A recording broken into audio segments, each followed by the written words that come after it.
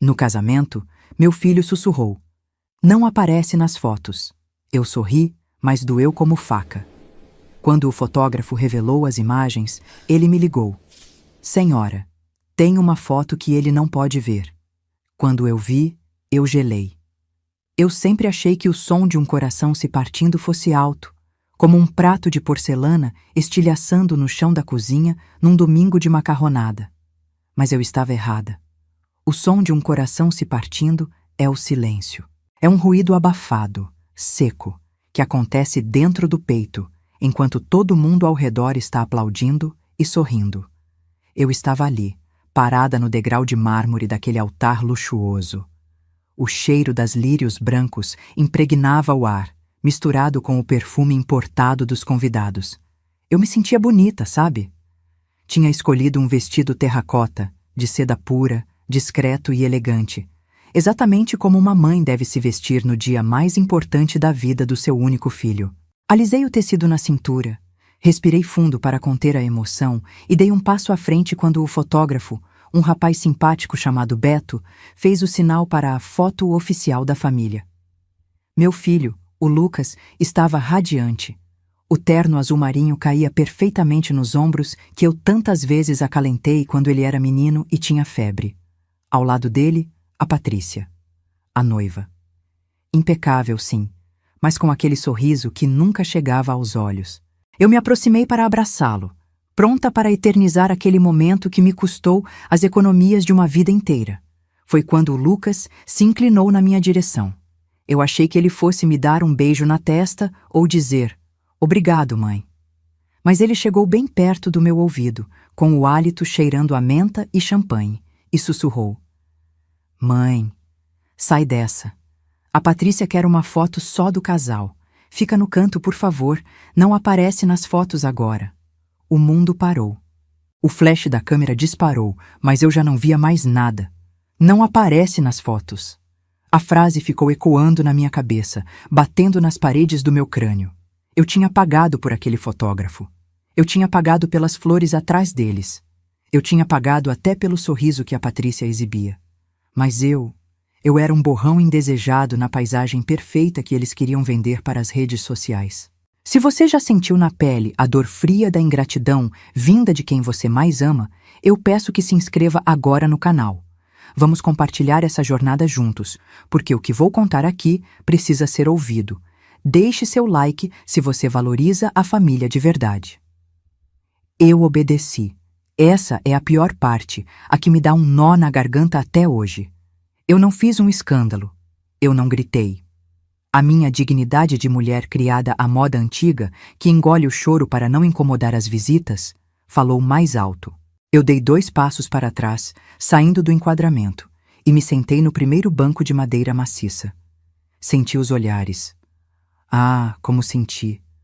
Aquela prima distante do interior me olhou com uma mistura de pena e curiosidade. A vizinha fofoqueira, Dona Clotilde, cochichou algo com o marido, apontando discretamente para mim com o leque. Eu mantive a postura ereta, o queixo levantado, mas minhas mãos tremiam sobre o colo. Eu via o flash estourar repetidamente. Clique, clique, clique. Eles sorriam, abraçados, o casal de comercial de margarina, enquanto a mãe que financiou o sonho era rebaixada a espectadora da fila do gargarejo. Lucas nem olhou para trás. Ele estava ocupado demais ajeitando o véu da esposa, preocupado se a luz estava boa. Naquele momento, sentada naquele banco duro da igreja, vendo meu filho me excluir do registro visual da vida dele, eu senti algo mudar dentro de mim. Não era apenas tristeza. Era como se uma chave tivesse virado na fechadura da minha alma. Eu pensei que aquela humilhação pública seria o ponto mais baixo da minha vida. Eu achei que nada poderia doer mais do que ser expulsa da foto do casamento do meu próprio filho. Mas eu estava enganada. Aquilo era só o começo. Eu não sabia, mas aquele sussurro cruel do Lucas foi, na verdade, um aviso divino. Porque se eu tivesse aparecido naquela foto, talvez eu nunca tivesse descoberto o que estava prestes a acontecer assim que a festa começasse. O pior veneno não é aquele que a gente engole na hora, é o que colocam na nossa comida pelas costas, e o banquete da traição já estava sendo servido. Para entender como cheguei àquela humilhação no altar, preciso voltar um pouco no tempo. Aquele homem frio que me mandou sair da foto não era o menino que eu criei. O meu Lucas, o menino que ralava o joelho jogando bola na rua e corria para o meu colo chorando, tinha desaparecido. No lugar dele, ficou um estranho que vestia roupas de marca e repetia opiniões que não eram dele. Tudo começou a mudar quando a Patrícia entrou na nossa vida. Não me entenda mal, eu não sou aquela sogra ciumenta de novela. Pelo contrário, eu queria uma filha. Eu rezei para que meu filho encontrasse uma mulher boa. Mas Patrícia era como aquelas maçãs de supermercado, encerada, brilhante e perfeita por fora, mas com uma textura arenosa e sem sabor por dentro. Quando anunciaram o casamento, eu fiz o que qualquer mãe brasileira aposentada faria.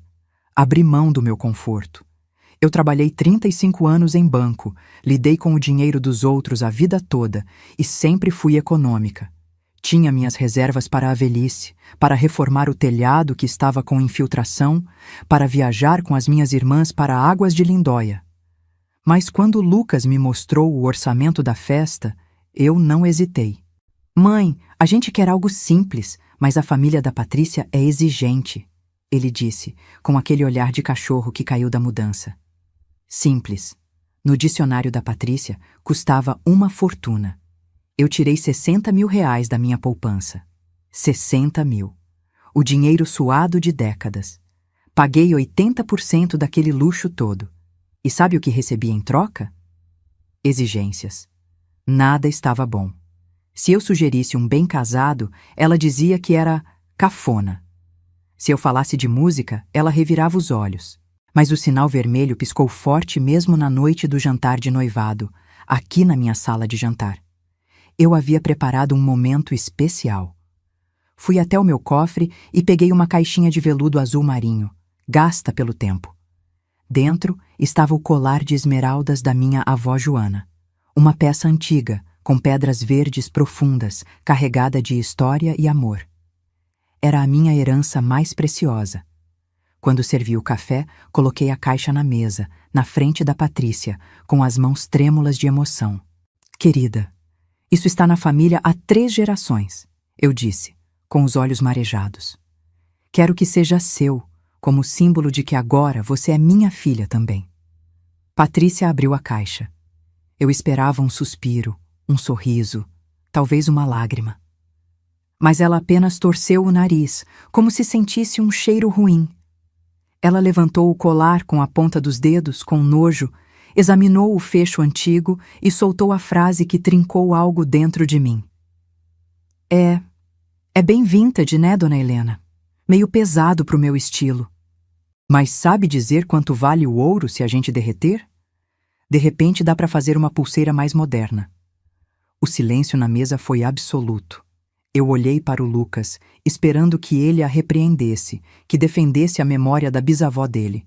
Mas ele apenas riu nervoso e disse: Mãe, a Patrícia tem um gosto mais atual. A senhora sabe como é. Eu guardei o colar de volta na caixa. Naquele momento, eu entendi. Eles não queriam a minha história, nem o meu amor. Eles queriam o que eu podia derreter para bancar os caprichos deles. Eu engoli o choro junto com o café frio. Mas eu mal sabia que a ganância dela não parava em joias antigas. Ela queria me apagar completamente, e o plano já estava traçado. Os meses que antecederam o casamento foram um exercício cruel de invisibilidade. Sabe quando você está numa sala cheia de gente, fala algo e ninguém responde? Foi assim que me senti durante todo o planejamento. O meu dinheiro era onipresente, pagava cada boleto, cada fornecedor, mas a minha opinião? Essa era proibida. Eu descobria as coisas pelas redes sociais, via no Instagram da Patrícia, dia de escolher os doces com a mamãe, e lá estava ela com a mãe dela, provando chocolates finos que eu ia pagar. Para mim, restava a fatura do cartão e o silêncio. Quando eu perguntava, o Lucas vinha com aquela conversa mole. Mãe, não quisemos te cansar. A senhora já tem idade. Essas coisas demoram. Como se ter 68 anos fosse uma doença incapacitante e não sinônimo de experiência. Mas a gota d'água, o momento que quase me fez explodir, foi a conversa sobre o vestido. Faltava um mês para a cerimônia. Patrícia veio à minha casa, sentou no sofá sem aceitar nem um copo d'água e foi direto ao ponto. Dona Helena, sobre sua roupa? O decorador sugeriu que a senhora usasse tons neutros. Um bege bem clarinho, talvez um cinza rato. Sabe como é, para não brigar com as flores da nave, que serão cor-de-rosa. Cinza rato. Bege. Ela queria que eu me vestisse da cor da parede, queria que eu me camuflasse no cenário para não ser notada. Engoli em seco. A minha vontade era gritar, mas novamente o amor cego pelo meu filho falou mais alto. Só que dessa vez eu tive um pequeno ato de rebeldia. Não comprei bege. Comprei um vestido terracota. Uma cor de terra, de força, de vida. Era elegante, mas dizia: eu estou aqui. Achei que o tormento tinha acabado, mas uma semana antes do grande dia, a campainha tocou tarde da noite. Era o Lucas. Ele estava pálido, suando frio, chorando copiosamente. Mãe, deu tudo errado. O buffet reajustou os preços, teve uma taxa extra de importação das bebidas. Faltam 10 mil reais. Se a gente não pagar até amanhã, eles cancelam o serviço de garçons. 10 mil reais. Era exatamente, centavo por centavo, o dinheiro que eu tinha guardado para a minha viagem de cruzeiro com a Neide e a Glória, minhas amigas de infância. Seria a nossa primeira viagem sozinhas em 20 anos. Eu já tinha até comprado as malas. Olhei para o meu filho, aquele homem barbado chorando como criança no meu sofá. O que uma mãe faz? O coração sangra, mas a mão assina o cheque. Está bem, meu filho. A minha voz saiu falha. Naquela noite, liguei para a agência de viagens. Cancelei tudo.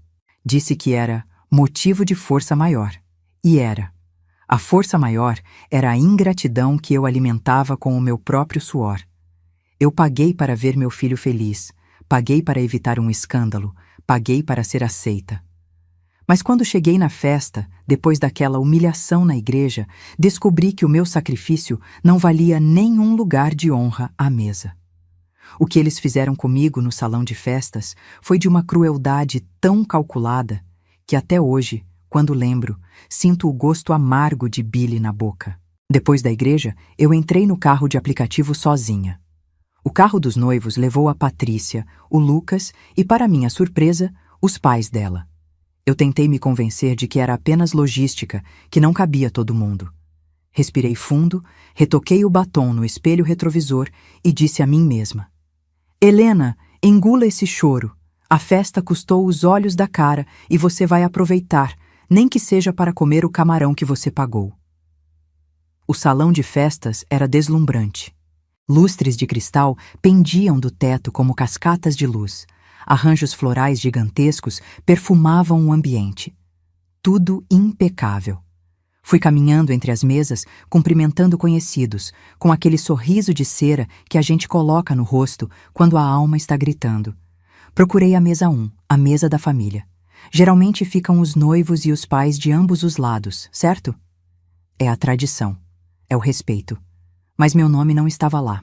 Na mesa 1 estavam os pais da Patrícia, rindo alto, taças de champanhe na mão, sendo servidos primeiro.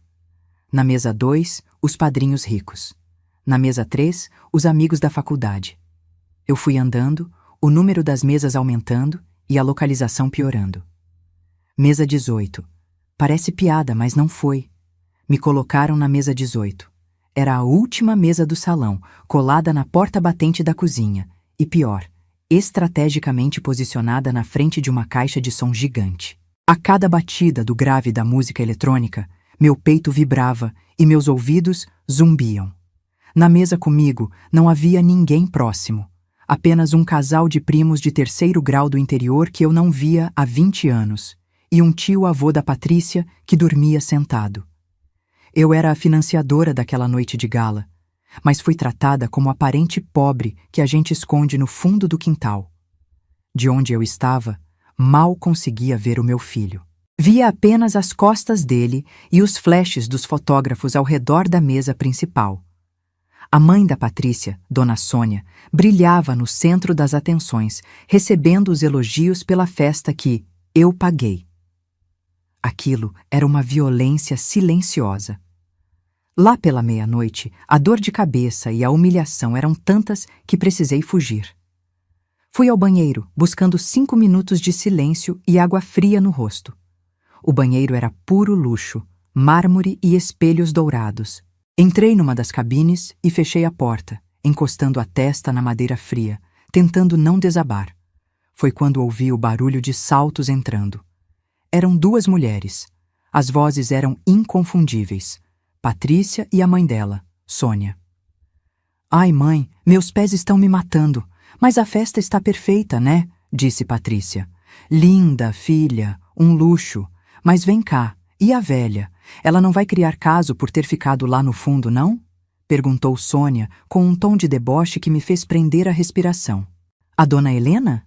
Imagina, ela é mansa. Faz tudo o que o Lucas pede. Patrícia riu, e era uma risada feia, seca. O Lucas disse para ela que foi erro do cerimonial e ela engoliu. Relaxa, mãe. O importante é o plano depois da lua de mel. Eu gelei dentro daquela cabine.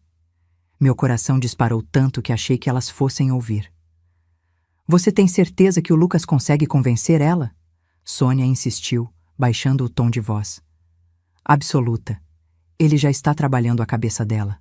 A gente volta de viagem, diz que a casa nova precisa de reforma e o Lucas convence a velha a vender o apartamento dela para investir com a gente.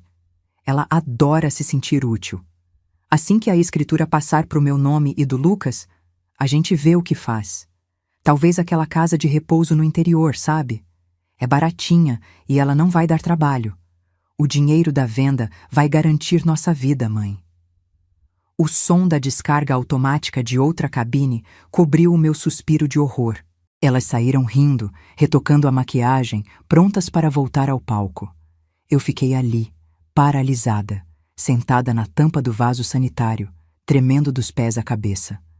Não era apenas desamor, era um golpe. Eu não estava apenas perdendo meu filho.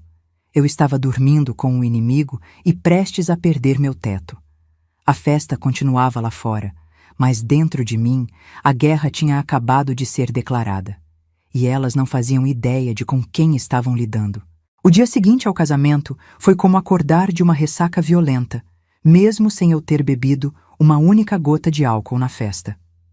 A casa estava mergulhada num silêncio absoluto, daquele tipo que zune no ouvido. Abri as janelas da sala, mas o sol que entrava parecia frio. Não havia telefone tocando, não havia mensagens de agradecimento, não havia nem o som dos passos do Lucas, que morou comigo até os 30 anos. Eles tinham embarcado para as Maldivas na madrugada. Primeira classe. Resort 5 estrelas, bangalô sobre a água. Tudo pago com o bônus que eu dei de presente, achando que estava comprando a felicidade do meu menino. Enquanto meu dinheiro tomava sol no Oceano Índico, eu estava ali, de roupão, tomando café requentado e olhando para as paredes da minha casa. Pela primeira vez em décadas, olhei para o meu lar e não vi um refúgio. Vi um alvo. A conversa que ouvi no banheiro rodava na minha mente como um disco arranhado. Assim que a escritura passar para o meu nome, a gente interna a velha. A cada gole de café, a ficha caía um pouco mais, pesada como chumbo. Eu sempre justifiquei as falhas do Lucas. É o estresse do trabalho, eu dizia. É influência dos amigos, eu pensava. Mas não. A verdade nua e crua, que nenhuma mãe quer encarar, estava ali na minha frente. Eu criei um homem fraco. Um homem que permitia que a esposa planejasse o descarte da própria mãe como se eu fosse um móvel velho e cupinizado. Durante a primeira semana da viagem deles, o instinto materno gritou. Peguei o telefone umas 10 vezes. Queria saber se chegaram bem, se o hotel era bonito, se estavam comendo direitinho. Disquei o número do Lucas. Mas antes de apertar o botão verde de chamar, eu olhava para a minha mão enrugada, segurando o aparelho. Aquela mão que trabalhou anos digitando em caixas de banco, que trocou fraldas, que assinou cheques. E se eu ligasse? Ele atenderia impaciente. Oi, mãe, tá tudo bem, tchau, estamos ocupados. E eu ficaria ali, mendigando atenção, enquanto eles riam da velha que logo estaria num asilo barato. Não. Coloquei o telefone na mesa com força, um estalo seco na madeira. Decidi que não ligaria. Não mandaria mensagem. Se eles quisessem saber se eu estava viva ou morta, teriam que procurar. Os dias se arrastaram. 1, 2, 5, 10 dias. O telefone permaneceu mudo. Nenhuma foto no WhatsApp, nenhuma ligação a cobrar. Nada. O silêncio deles era a confirmação de que eu não existia mais como mãe. Eu era apenas um obstáculo financeiro a ser removido. A solidão, que antes me assustava, começou a virar minha companheira de trincheira. Eu andava pela casa vazia não mais como uma viúva triste, mas como uma general inspecionando o território antes da batalha. Eu estava decidida a vender a casa, sim, mas não para dar o dinheiro a eles. Eu estava pensando em como me proteger, em como blindar o pouco que me restava de dignidade. Foi no 11º dia, uma terça-feira cinzenta e chuvosa, que o telefone finalmente tocou. Meu coração deu um salto. Seria o Lucas? Será que ele tinha lembrado que tem mãe? Corri para atender, a esperança idiota ainda acesa no peito. Alô? Lucas? Mas a voz do outro lado não era a do meu filho. Era uma voz masculina, grave e trêmula, carregada de uma urgência que me fez arrepiar a nuca. Dona Helena? Aqui é o Beto, o fotógrafo do casamento. A senhora pode falar? É um assunto delicado. Eu senti um frio na espinha. Fotógrafos ligam para entregar álbuns, para cobrar parcelas, não com aquele tom de velório. Aconteceu alguma coisa com as fotos, Beto? Queimaram? Não, senhora. Pior. Dona Helena, eu ia mandar o link direto pro Lucas, mas minha consciência não deixou. Eu tratei uma imagem aqui e a senhora precisa ver isso antes deles. É uma questão de caráter. Eu estou perto da sua casa. Posso ir aí agora? Desliguei o telefone com as mãos geladas. O que poderia ser tão grave numa simples foto de casamento a ponto de fazer um estranho vir até a minha casa no meio de uma tarde de chuva? Eu não sabia, mas aquela visita estava prestes a explodir a única ponte que ainda restava entre mim e meu filho. Aqueles 20 minutos entre o telefonema e a chegada do Beto foram os mais longos da minha vida. A chuva lá fora tinha apertado, batendo na janela da sala como se quisesse entrar à força. Eu andava de um lado para o outro, ajeitando almofadas que já estavam arrumadas, passando um pano imaginário sobre a mesa de vidro. O medo tem essa capacidade estranha de nos deixar hiperativos. Minha mente criava 1000 cenários. Será que o Lucas estava usando drogas? Será que ele batia na Patrícia? Será que ele tinha outra família escondida? Quando a campainha finalmente tocou, meu coração disparou tanto que senti uma pontada no peito. Respirei fundo, compus a minha postura, afinal a gente não recebe visita desmoronando, e abri a porta. Beto estava ali, molhado, segurando a mochila do equipamento contra o peito como se fosse um escudo. Ele parecia muito mais jovem sem a câmera na frente do rosto. Um menino, de seus 20 e poucos anos, com olheiras profundas e uma expressão de quem carregava o peso do mundo. Entre, meu filho. Por favor. Dei passagem. Ele entrou, limpando os pés no capacho com um cuidado excessivo, pedindo desculpas por molhar o chão.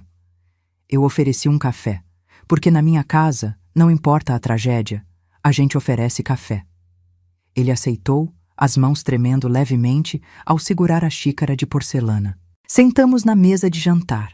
O silêncio era pesado, cortado apenas pelo barulho da chuva e pelo tilintar da colher na xícara dele. Beto não me olhava nos olhos.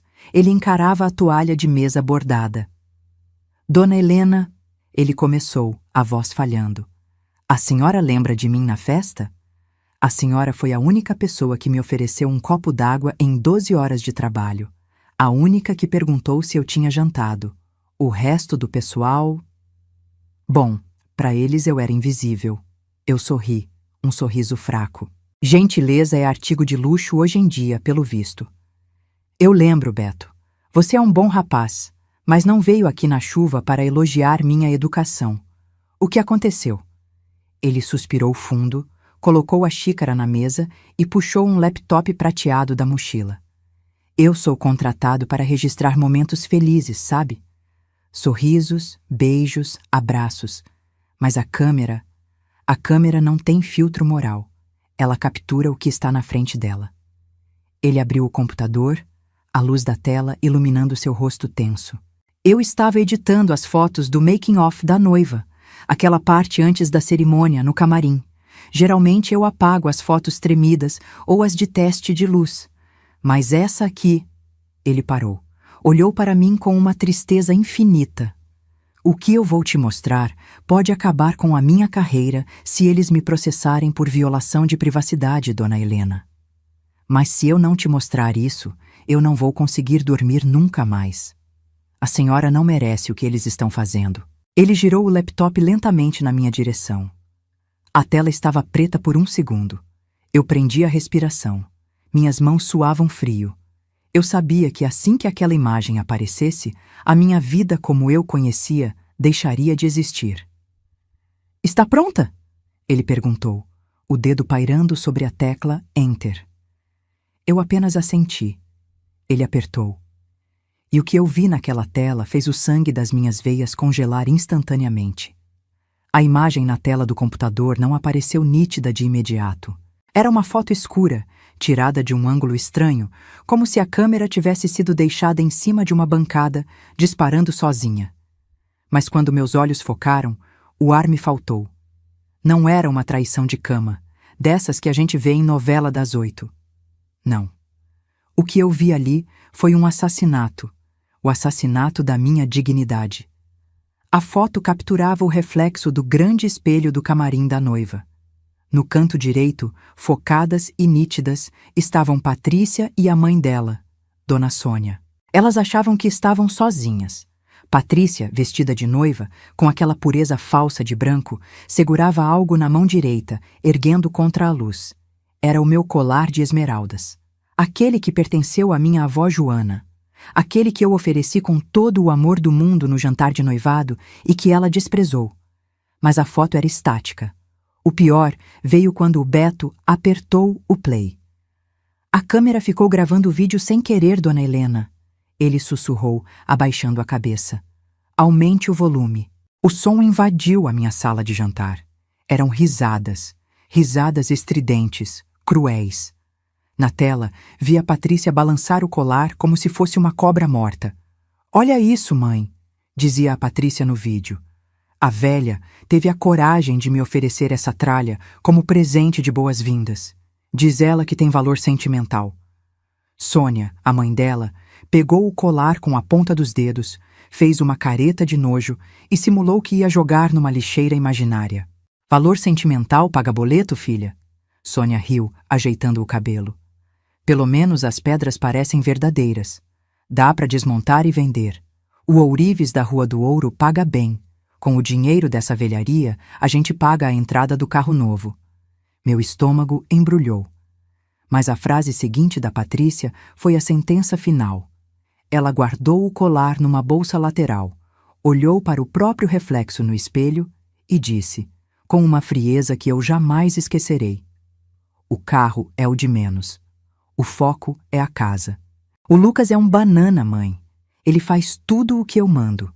Assim que a gente voltar das Maldivas, eu faço um drama, choro um pouco, digo que estamos apertados. E ele convence a mamãezinha querida a passar a escritura pro nosso nome. Depois disso, ela fez uma pausa dramática e sorriu. Depois disso, a gente acha um asilo bem baratinho lá no interior. Daqueles que a visita é só uma vez por mês. Ela vai estar tão dopada que nem vai perceber. O vídeo acabou. A tela congelou no sorriso vitorioso da minha nora. Eu fiquei imóvel. Não chorei. Não gritei. Na verdade, senti uma calma absoluta. Sabe aquela calmaria que antecede o furacão? Foi isso. Eu olhei para o colar na tela. A joia que minha avó usou no casamento dela, que minha mãe usou e que eu guardei por 40 anos num cofre, sendo tratado como lixo por 2 vigaristas. E meu filho chamado de Banana, cúmplice da própria desgraça e da minha ruína. Naquele momento, a Helena mãe, a Helena boazinha, a Helena que não aparece nas fotos para não incomodar, ela morreu. E no lugar dela, nasceu alguém que eu ainda não conhecia. Alguém capaz de fazer justiça com as próprias mãos. Olhei para o Beto, que estava pálido de medo da minha reação. Beto, minha voz saiu firme, metálica. Quanto custa para você me copiar esse arquivo agora e nunca, jamais, contar para eles que eu vi isso? Eu não ia apenas me defender. Eu ia atacar. E eles não perdiam por esperar o asilo que eu estava prestes a preparar para eles. Quando a tela do computador do Beto escureceu, eu senti uma estranha leveza. Dizem que a verdade liberta, não é? Pois a verdade me libertou do peso de ser a mãe boba, a sogra ingênua, a mulher que aceita migalhas. Naquele instante, as lágrimas secaram.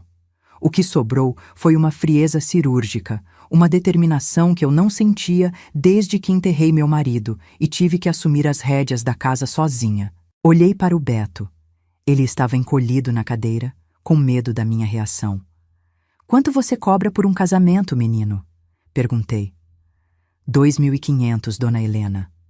Eu vou te transferir 5.000 agora, mas com uma condição. Esse vídeo e essa conversa nunca existiram. Você vai me entregar o arquivo num pendrive e apagar tudo o que tem aí. Estamos entendidos? Ele assentiu, aliviado, e saiu da minha casa debaixo de chuva, levando o segredo e deixando a arma do crime nas minhas mãos. Assim que a porta bateu, eu não fui para a cama chorar. Fui para o escritório. A velha, que eles planejavam internar num asilo barato, acordou. E ela estava furiosa. Na segunda-feira de manhã, fui a primeira a entrar na agência do banco. O gerente, Sr. Alencar, que me conhece há 30 anos, estranhou minha urgência. "Dona Helena, algum problema?" "Nenhum, Alencar. Só uma reorganização. Eu quero zerar a conta conjunta que tenho com o Lucas. Aquela de emergências." "Mas tem quase 40.000 reais lá, dona Helena. O Lucas sabe disso." "A emergência chegou, Alencar. E o Lucas não precisa saber de nada. Transfira tudo para a minha conta pessoal e cancele o cartão dele. Agora." Ver aquele saldo sumir da conta compartilhada foi o primeiro corte do cordão umbilical podre que nos unia. Mas não era suficiente. Saí do banco e fui direto ao cartório e depois ao escritório do meu advogado.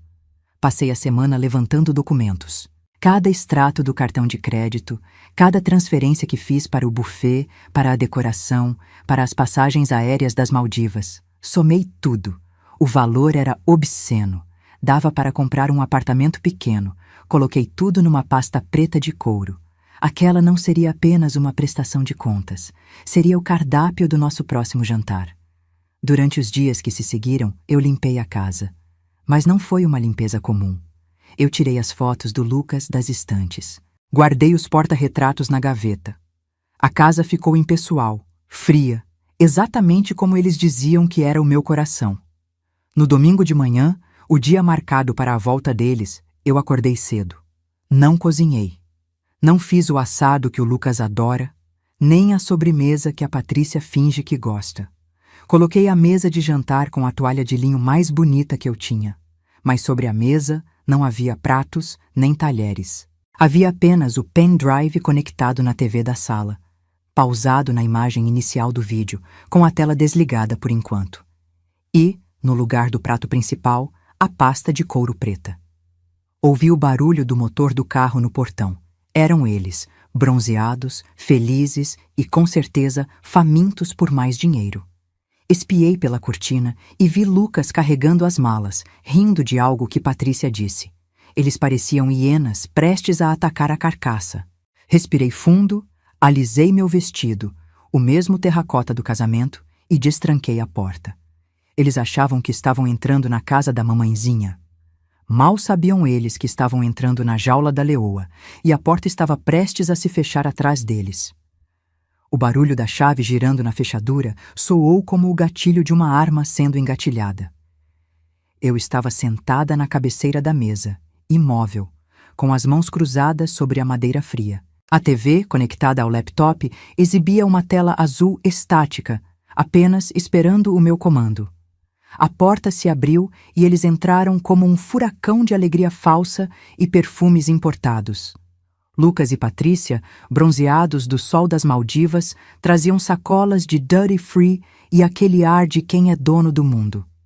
"Mãe, chegamos!"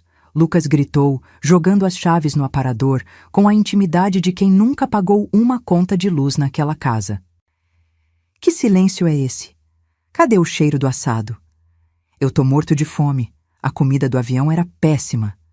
Patrícia entrou logo atrás, sacudindo os cabelos clareados pelo sol.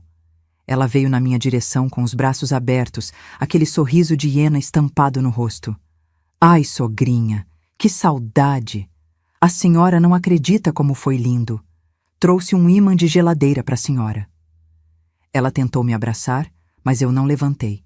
Continuei rígida, como uma estátua de pedra. O abraço dela encontrou o vácuo. Ela recuou sem graça e olhou para a mesa vazia. O sorriso dela vacilou. "Ué, a senhora não fez almoço?" "Sentem-se", eu disse. Minha voz saiu baixa, mas com uma autoridade que fez os dois pararem. Não foi um convite, foi uma ordem. Lucas franziu a testa, estranhando o clima. "Mãe, tá tudo bem? Aconteceu alguma coisa? A senhora tá pálida." "Sentem-se", repeti, dessa vez mais alto, batendo a palma da mão na mesa. O som ecoou pela sala vazia. Assustados, eles puxaram as cadeiras e se sentaram. Lucas na minha direita, Patrícia na esquerda. Exatamente onde eu queria. O cenário estava montado. Eles olhavam para a mesa vazia, sem entender nada. "Onde está a comida, mãe?" Lucas insistiu, impaciente. "Hoje não tem comida, Lucas. Hoje o cardápio é outro." Peguei o controle remoto com calma deliberada. "Antes de falarmos sobre a minha casa, o meu dinheiro e o meu futuro, eu tenho um presente de boas-vindas. Um vídeo especial que o fotógrafo me entregou." Patrícia relaxou os ombros, soltando um risinho de alívio. "Ah, as fotos do casamento. Ai, que tudo. Põe logo, dona Helena. Quero ver como eu fiquei linda no making of." Eu olhei bem no fundo dos olhos dela. "Você ficou reveladora, minha querida." Apertei o play. A imagem surgiu na tela grande da TV de 60 polegadas. O áudio, que eu tinha conectado nas caixas de som do home theater, preencheu a sala com uma clareza cristalina. Primeiro, as risadas. Depois, a imagem de Patrícia e da mãe dela, segurando o meu colar de esmeraldas como se fosse lixo. Na sala, o ar ficou pesado. Vi o bronzeado da Patrícia desaparecer, dando lugar a uma palidez mortal. Ela levou as mãos à boca, os olhos arregalados, fixos na tela. E então, a voz dela ecoou pelas caixas de som, alta e cruel. "O Lucas é um banana, mãe. Assim que a escritura passar pro meu nome, a gente interna a velha num asilo barato e vende aquela tralha toda." O silêncio que se seguiu ao vídeo foi ensurdecedor, mais pesado do que qualquer grito. Eu pausei a imagem exatamente no rosto debochado dela. Olhei para o Lucas. Ele estava boquiaberto, olhando da TV para a esposa, como se o cérebro dele não conseguisse processar a informação. "Patrícia", ele gaguejou. Você chamou minha mãe de velha? Você disse que eu sou um banana?" Patrícia começou a tremer. Ela tentou se levantar, gaguejando desculpas esfarrapadas. "Amor, não é isso. Isso é montagem. É fake news. A sua mãe deve ter editado isso para me queimar. Ela sempre teve ciúmes de mim." Eu soltei uma gargalhada seca, sem humor nenhum. "Sentada", gritei. O show ainda não acabou. Empurrei a pasta preta de couro pelo tampo da mesa até que ela batesse no peito do Lucas. "Vocês queriam que eu não aparecesse nas fotos, não é? Pois bem, eu decidi atender ao pedido de vocês. Eu vou desaparecer. Mas antes, vamos acertar a conta." Lucas abriu a pasta. Seus olhos correram pelos extratos, pelas notas promissórias, pelas dívidas do cartão de crédito que eu tinha acabado de imprimir. Mãe, o que é isso? Ele perguntou, a voz fraca. Isso, meu filho, é o preço de um banana. Inclinei-me para a frente, encarando os dois com o desprezo que eles mereciam. Vocês acharam que iam me jogar num asilo e ficar com o meu suor?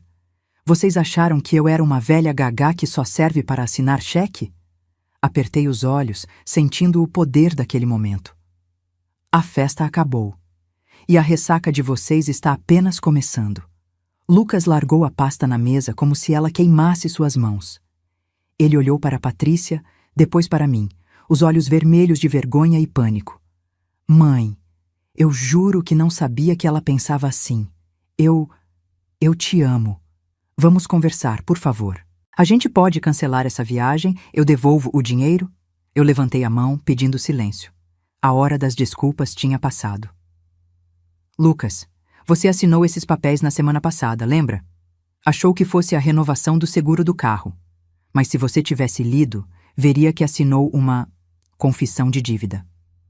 Tudo o que gastei nesse casamento, 60 mil da festa, 20 mil da lua de mel, mais os empréstimos picados, está registrado aí. Vocês me devem 180 mil reais.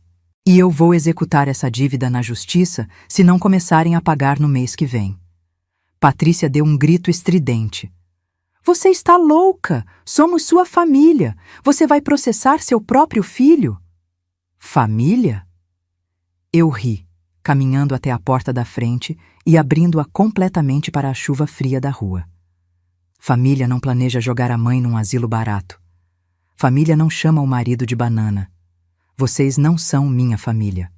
São meus credores emocionais. E a conta fechou. E tem mais uma coisa, continuei, tirando o último documento do bolso do meu vestido. Sobre a casa. Vocês queriam tanto a herança, não é? Pois bem, ontem à tarde, doei este imóvel para a Associação de Amparo aos Idosos, com cláusula de usufruto vitalício. Enquanto eu viver, a casa é minha. Quando eu morrer, virá abrigo para quem precisa. Vocês não vão herdar nem um tijolo sequer. O rosto da Patrícia se desfez em ódio. Ela pegou a bolsa, empurrou o Lucas e saiu pisando duro, xingando baixo. Lucas ficou parado na porta, olhando para mim com aquele olhar de menino perdido. Mãe, a senhora vai mesmo me expulsar? Para onde eu vou? Eu segurei a maçaneta, firme. Você vai para onde a sua esposa mandar, meu filho. Você escolheu a sua companheira. Agora, seja homem e arque com a escolha. A vida é dura, Lucas, mas ela ensina. Espero que você aprenda. Bati a porta. O som do trinco fechando foi o som mais bonito que já ouvi. Fui até a cozinha, abri uma garrafa de vinho que guardava para ocasiões especiais e me servi uma taça generosa. Sentei no sofá, olhando para a tela preta da TV, onde, minutos antes, minha vida tinha virado de cabeça para baixo. Peguei o álbum de fotos que o Beto tinha deixado sobre o aparador. Abri na página daquela foto fatídica do altar. Lá estavam eles, lindos, sorridentes, falsos. E ao lado, o espaço vazio onde eu deveria estar. O espaço onde meu filho sussurrou: não aparece nas fotos. Passei a mão sobre a foto e sorri. Um sorriso verdadeiro de quem tirou uma mochila de pedras das costas. Eu não apareci na foto, meu filho. Sussurrei para a sala vazia. Mas eu nunca estive tão presente na minha própria vida como agora. Bebi um gole do vinho. O sabor era doce, frutado, com notas de liberdade. Amanhã eu ligaria para a Neide e a Glória. A viagem para a Europa ainda estava de pé, e dessa vez eu ia de primeira classe. Gostou dessa história? Se você sentiu a alma lavada com a atitude da Dona Helena, clique no botão de curtir agora mesmo. Isso ajuda muito o nosso canal. Quero saber a sua opinião nos comentários. Se você descobrisse que seu filho e sua nora planejam te colocar num asilo para ficar com sua casa, você teria a coragem de fazer o que a Dona Helena fez? Ou tentaria perdoar? Escreva aí: eu perdoaria ou eu faria igual. E me conte também de qual cidade do Brasil ou do mundo você está nos assistindo. Eu amo ler os comentários de vocês. Não se esqueça de se inscrever no canal Chopai e ativar o sininho para não perder a próxima história emocionante. Até lá!